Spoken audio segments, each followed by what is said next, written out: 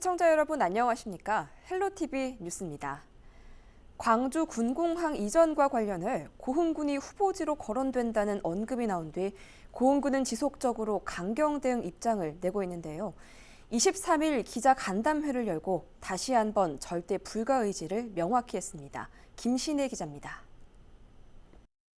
고흥군은 군공항이 들어설 경우 예상되는 문제점이 한두 가지가 아니라고 강조했습니다. 고흥만 간척지 510만 평에서 농사짓는 농민들은 삶의 터전을 잃게 되고 스마트팜 혁신밸리, 드론 특화단지 등 4,500여억 원을 투입하고 있는 고흥 미래산업에도 막대한 지장이 생긴다고 우려하고 있습니다. 또 잦은 전투기 소음으로 인근 주민들이 청력 손상이나 수면 장애를 호소할 수 있고 집단 이주 현상까지 벌어질 수 있다고 덧붙였습니다. 10조 원을 줘도 필요 없다. 이것은 경제적 문제를 말할 가치도 없다. 그래서 우리 고흥에는 군공항 오는 자체가 고흥의 미래를 망치는 것이기 때문에 절대 용납할 수 없고, 그러면서 국방부에서 후보지 검토를 철회할 때까지 어떻게 대응할지에 대한 단계별 계획을 내놨습니다. 1단계는 기관 사회단체를 중심으로 해서 초기에 강력 대응을 하고 국방부에서 후보지를 처리하지 않을 시 2단계에서는 범국민연대 대응을 할 계획입니다. 범국민 대책위원회도 구성을 해서 적극적으로 반대 활동을 전개할 계획입니다. 국방부는 아직 초기 검토 단계고 확정된 게 없다는 것 외에는 별다른 입장을 내놓지 않는 상황. 이에 대해 고흥군은 질의응답에서 기존 후보 대상지들의 반발로 갑자기 고흥군이 후보지로 언급된 것 자체가 말이 안 된다며 팽팽하게 맞섰습니다. 다른 지역이 반대하니까 이제 와서 추가로 검토하는 것 자체가 논리적으로도 말이 안 되고 타당성도 없다고 생각하기 때문에 우리는 검토 자체를 중단하고 처리하라. 광주 군공항 이전 후보지에 갑작스레 고흥군이 언급되면서 지역사회가 연일 긴장하고 있습니다. 헬로티비 뉴스 김신혜입니다. 요즘 코로나19로 인해 음식 배달이 늘고 있는데요. 휴대전화 앱을 통한 주문이 간편해 많이 사용하고 있습니다. 강진군이 전라남도에서 최초로 음식 배달 애플리케이션을 만들어 운영을 시작했습니다. 다른 앱보다 수수료가 들지 않는다는 장점 때문에 상인들의 기대감도 높습니다. 보도에 박종호 기자입니다. 강진읍의 한 프랜차이즈 카페를 운영하고 있는 이현숙 씨. 코로나19 등으로 손님이 줄면서 걱정이 많습니다. 최근 주문과 배달을 대행해주는 애플리케이션을 이용하면서 매출이 늘었지만 사회적 거리두기 강화 이후 손님이 다시 줄어들고 있기 때문입니다. 지자체가 도입한 배달 앱을 사용하면서 매출 상승에 대한 기대감이 높아지고 있습니다.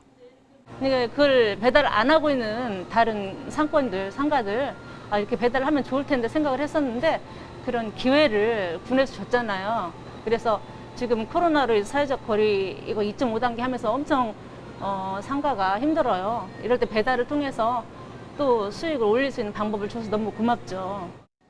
강진군이 운영을 시작한 애플리케이션은 강진 배달 예스오더를 검색하면 설치할 수 있습니다. 치킨이나 카페, 한식 등 23개 업체가 등록돼 있으며 결제는 배달을 받은 뒤 현금이나 카드, 상품권 등 후불 결제 방식입니다. 음식 주문과 함께 지역 특산품 구입도 가능합니다. 강진 책방이나 동백오일, 황칠 진액 등을 저렴한 가격에 구입할 수 있습니다.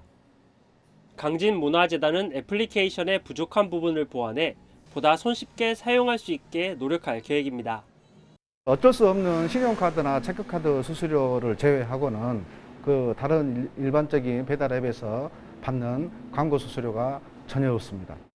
상인분들께서 아직 배달 앱의 사용에 익숙치 않아서 기존에 계속 사용하던 전화 주문 기능도 저희 배달 앱에 추가하려고 하고 있습니다.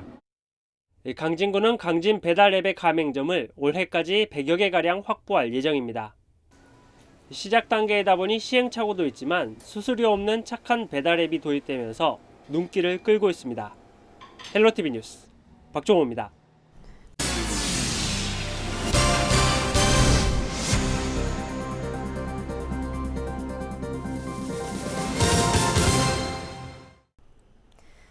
순천 성가롤로 병원에서 발생한 환자 안전사고와 의료인 부당 징계 사건 보도해드렸는데요. 자세히 살펴봤더니 근본적인 문제는 따로 있었습니다. 순천 성가롤로 병원이 운영된 지 51년 동안 의료인 징계가 단 한 건뿐이었다는 내용이었는데요. 1000여 명이 넘는 의료인과 600병상에 달하는 환자와 보호자가 매일 생활하는 공간에서 환자 안전사고는 한 해 평균 450건 넘게 발생됐습니다. 하지만 의료인 징계는 단 한 건뿐이었습니다. 현장 점검 360도 서경 기자입니다. 임상병리사 강모 씨가 환자 A모 씨와 이름이 비슷한 B모 씨의 혈액을 간호사에게 잘못 전달한 사고. 병원 측은 환자에게 수혈했다는 간호사 진술을 토대로 수혈이 이뤄진 것으로 판단하고 있습니다. 하지만 노조 측은 사고 직후 혈액량이 그대로였음을 직접 확인했다며 혈액이 실제로 수혈되지는 않았다는 입장입니다. 다행히 A 씨와 B 씨의 혈액형이 같았고 결과적으로 문제는 없었습니다. 병원은 의료인 2명에게 각각 정직 처분을 내렸습니다. 하지만 정직 기간이 지나도 복직은 되지 않았고 결국 병원 내부 규정에 의해 해고 처리됐습니다. 병원 노조는 고용노동부 노동위원회에 해고자 구제 신청서를 제출했고 재심 끝에 부당해고 판결이 나왔습니다. 해고자 복직이 1년 넘게 미뤄지자 노조는 투쟁에 나섰습니다. 최근 5년 동안 순천 성가롤로 병원에서 발생한 환자 안전사고 내역을 살펴봤습니다. 매우 경미한 사고를 포함해서 한 해 평균 450여 건을 웃돕니다. 그에 반해 의료인 징계 건수는 2019년 단 한 차례 발생한 것으로 확인됐습니다. 여기서 환자 안전사고란 환자가 침대에서 낙상하거나 병원 내부를 걷다 넘어지는 등 병원 안에서 발생한 모든 사고를 포함하는 분류입니다. 노조 측은 5년 동안 징계 한 건이 아니라 병원이 운영을 시작한 지 51년 동안 의료인 징계가 단 한 건뿐이었다고 주장했습니다. 노조원 모두 의료진인 만큼 환자 안전사고 책임에 대해 자유로울 순 없지만 사고에 대해 보다 투명하게 공유해 안전장치를 만들고 원칙과 기준에 맞는 징계가 이루어져야 한다는 입장입니다. 분명히 시스템적으로 사고가 일어나지 않게끔 개선할 수 있는 방법이 있는데 그거를 노동조합에서는 요구를 했고 그런데 병원은 시스템에는 아무런 문제가 없다라고 직원에게 잘못을 다 전가하고 징계까지 하고 그 이후에 해고까지 했던 거죠. 근데 결과론적으로 그 시스템은 조금 더 안전장치를 만들어서 바뀌었습니다. 그렇다 그러면 이 시스템에도 문제가 있었다는 거잖아요. 병원 측은 고용노동부 중앙노동위원회 부당해고 판결에 불복해 법원에 행정소송을 제기한 상태입니다. 병원 측은 앞서 징계한 환자 안전사고보다 중대한 사고는 없었다고 밝혔습니다. 51년 동안 단 한 건도 없었냐는 질문에는 자세한 답변을 내놓지는 않았습니다. 그러니까 지금까지 그보다 더 중한 사고는 없었다. 이제 제가 와서는 그랬습니다. 근데 저도 히스토리를 전체적으로 길게를 몰라서 그 부분까지는 좀 설명이 어렵습니다. 그간에 뭐 환자 안전 사고에 대해서 그거를 묵인해 주겠다고 해서 안 한 것 같지는 않고요. 제가 봤을 때는 전문가는 병원 측이 승소할 확률이 극히 적다는 견해를 내놨습니다. 병원이 내린 징계 이후 근로자를 복직시키지 않고 병원 규정을 들어 해고한 것은 이중처벌이라는 겁니다. 복직을 안 시켰다고 하는 게 해고인데 거기에 그 규정의 하나로 해고가 정당하다고 성립될 수는 없다고 저도 보거든요. 중노위하고 같은 의견이거든요. 개인적으로는 행정소송을 가서도 회사가 패소할 가능성이 높다라고 봅니다. 현실적으로 환자 안전사고가 발생할 때마다 의료인을 징계하기는 어렵습니다. 의료인에게 잦은 징계가 이뤄질 경우 진료에 장애가 될 수도 있기 때문입니다. 또한 의료인은 항상 사고 위험에 노출돼 있어 업무 사기를 떨어뜨릴 수도 있습니다. 때문에 환자 안전사고가 발생하면 다시는 같은 사고가 반복되지 않도록 안전 시스템을 강화하는 노력이 필요합니다. 하지만 병원 대부분은 사고를 적극적으로 공유하고 대책을 찾는 데 매우 보수적이라는 논문 결과가 나와 있습니다. 사고가 밖으로 알려질 경우 병원 전체의 신뢰도에 문제가 생기기 때문에 쉬쉬하는 게 일반적인 분위기라는 겁니다. 절대적으로 순천 성가롤로 병원만의 문제는 아닌 겁니다. 의료진도 사람입니다. 실수할 수 있습니다. 하지만 환자 안전사고를 예방하고 안전한 시스템을 만드는 건 병원의 의무입니다. 또한 원칙과 기준에 맞는 징계는 누구에게나 평등하게 적용돼야만 합니다.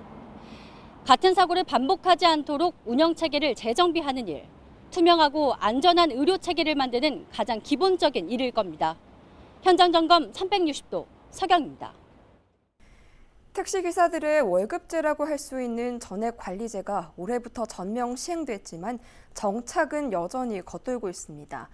전남 목포에서 해법을 찾기 위한 토론회가 마련됐는데요. 서로 이견만 확인한 채 매듭을 짓지 못했습니다. 당분간 진통은 계속될 것으로 보여 정착까지는 난항이 예상됩니다. 보도에 고정민 기자입니다.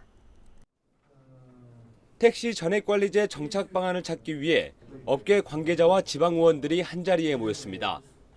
정부가 큰 틀에서 시행만 결정했을 뿐 임금과 근로 수준은 정해주지 않았기 때문입니다.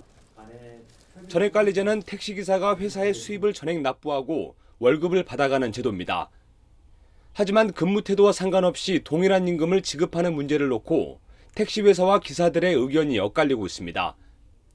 회사는 성실근로를 기준으로 금액을 보는 반면 기사들은 근무 시간을 강조하기 때문입니다.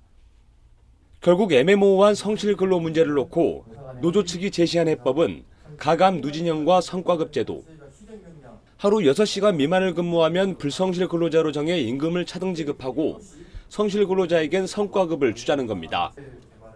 이미 수도권에서 도입한 택시 운송관리 시스템을 적용하면 기사들의 근무 태도와 회사의 투명성도 검증이 가능하다는 입장입니다.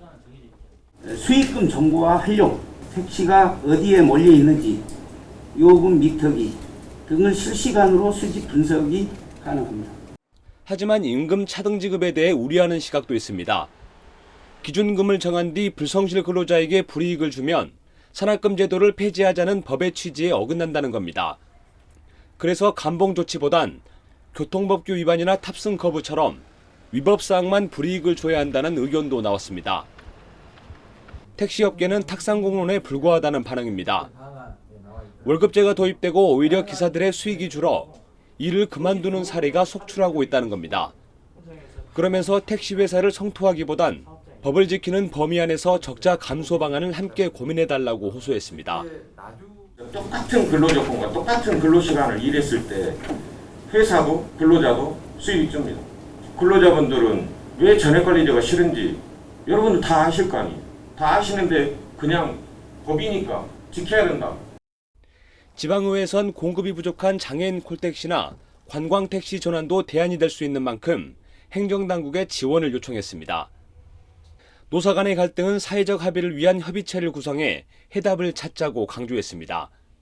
택시 운송사업 사주체가 함께 협의체를 구성을 했으면 좋겠다라는 건데요. 정책 대안도 필요하다라면 제시를 할 수 있는 이런 협의체가 돼야 된다고 생각을 하고요.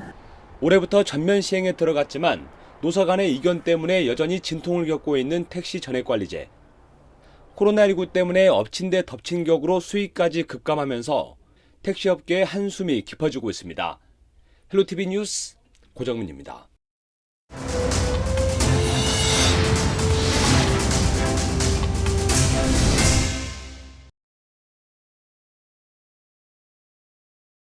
코로나19가 지속되면서 지역 곳곳에 빨간불이 켜졌습니다. 청년 취업도 마찬가지인데요. 이런 가운데 광양 지역에 청년들을 위한 센터가 문을 열었습니다. 코로나 시기에 어려움을 겪는 청년들뿐만 아니라 앞으로도 청년들의 소통과 활동을 지원할 계획인데요. 김신혜 기자가 현장을 다녀왔습니다. 코로나19로 관광, 상권 등 곳곳이 어려움을 겪는 시기, 취업 시장에도 여전히 빨간불이 켜져 있습니다. 채용 공고를 내지 않는 기업이 늘고 사회적 거리 두기로 창업도 여의치 않은 상황입니다. 실제로 지난 3월부터 8월까지 6개월 동안 취업자가 줄었고 지난 8월 취업자는 1년 전보다 27만여 명이 줄었습니다.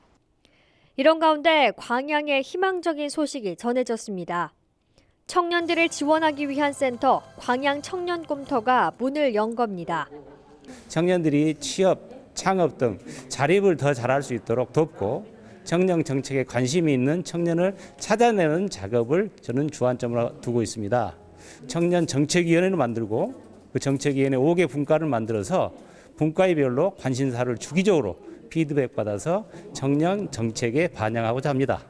광양 청년꿈터 1층에는 3D 프린터로 아이디어를 제품화하고 체험할 수 있는 공간이 있고 2층에는 청년 프로그램이 진행될 세미나실과 창업 아이디어를 고민하고 논의하는 창업실, 일자리 상담실과 카페 등으로 구성돼 있습니다. 또 광양시에서 지원하는 각종 청년 사업에 대해 상담받고 현장에서 접수도 가능합니다.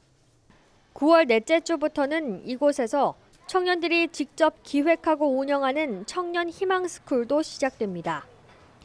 그동안 광양에는 청년들을 위한 마땅한 공간이 없었던 만큼 지역 청년들도 기대감을 나타냈습니다. 코로나 때문에 이제 알바 손님도 없고 해서 지금 알바를 못 나가고 있긴 해요. 취업 준비를 할 때 그동안 광양에는 정보를 얻을 때가 마땅한 곳이 없었는데 이렇게 센터가 생겨서 좋은 것 같고, 개소식 당일 카페 운영을 시작한 30대 선현진 씨는 광양 청년꿈터가 청년을 위한 센터로서 제대로 된 역할을 해줬으면 하는 바람도 내비쳤습니다. 재능을 좀 마음껏 발휘할 수 있도록 좀 기회를 좀 많이 제공해 주시고, 그다음에 이제 좀 금전적으로 여력이 없어서 못하는 친구들도 분명히 있을 건데 그런 부분을 조금 도움이 되고, 코로나19 여파 속에 청년들도 미래에 대한 희망을 잃어가는 가운데 광양 청년들의 요람이 될 공간이 첫 발을 내디뎠습니다. 헬로티비 뉴스 김신혜입니다. 이번 추석은 코로나19 확산을 막기 위해 이동을 자제하자는 권고가 많아 귀경이나 귀성을 포기하시는 분들이 많으실 텐데요. 풍성해야 할 명절을 쓸쓸하게 보낼 이웃을 위한 송편 나눔 행사가 열렸습니다. 박종호 기자의 보도입니다. 송편을 만드는 손길이 분주합니다. 초록빛 찹쌀 반죽에 깨를 넣고 반달 모양으로 빚어냅니다. 어느덧 큰 쟁반 가득 맛 좋은 송편이 만들어졌습니다. 추석을 맞아 해남 지역 봉사단체가 어려운 이웃을 위해 송편 나눔 행사를 진행했습니다. 송편과 시루떡, 요구르트 등을 포장해 먹기 쉽게 담았습니다. 올해는 코로나 때문에 어르신들이 더 어려움을 많이 겪고 있잖아요. 마을 경로당도 지금 폐쇄되고 이래서 더 많은 양을 해서 노인들을 더 많이 드리고 싶었는데 아직 코로나가 완화되지 않아가지고 우리가 이렇게 많이 모이는 것이 한계성이 있습니다. 이번 송편 나눔은 의미가 더 큽니다. 코로나19로 인한 명절 이동 멈춤 등으로 가족끼리 만날 기회도 줄면서 추석을 외롭게 보낼 이웃들이 많아졌기 때문입니다. 평상시에도 이렇게 명절에 이렇게 어려운 이웃들을 위해서 이렇게 나눔 행사를 해왔는데 올해는 더군다나 기경이나 기성을 자제하고 있고 이동 자제를 하고 있기 때문에 우리 어른들이 많이 적절할 것 같아서 우리 군에서는 더욱더 확대해서 오늘 이렇게 송편 나눔 행사 이런 것들을 지속적으로 지금 해나가고 있습니다. 이날 만들어진 송편은 지역 요양시설과 공동생활가정 등 400여 명에게 전달될 예정입니다. 코로나19 장기화 속에서 진행된 송편 나눔이 지역사회에 온기를 더하고 있습니다. 헬로티비 뉴스 박종호입니다. 추석 연휴에 발생한 화재는 대부분 음식 조리 과정에서의 사소한 부주의 때문에 발생한 것으로 나타났습니다. 전남 소방본부가 지난 2015년부터 5년 동안 추석 연휴에 발생한 화재를 분석해봤더니 화재 97건에 2명이 다쳤고 2억 3천여만 원의 재산 피해가 난 것으로 나타났습니다. 화재 장소와 유형을 보면 주택 화재가 26건으로 가장 많았고 전체 화재의 56%가 부주의로 인한 화재였는데 세부적으로는 음식물 조리 과정에서 발생한 부주의 화재가 대부분이었습니다. 저희는 언제나 지역 주민 여러분 곁에 있겠습니다. 함께해 주신 여러분 고맙습니다.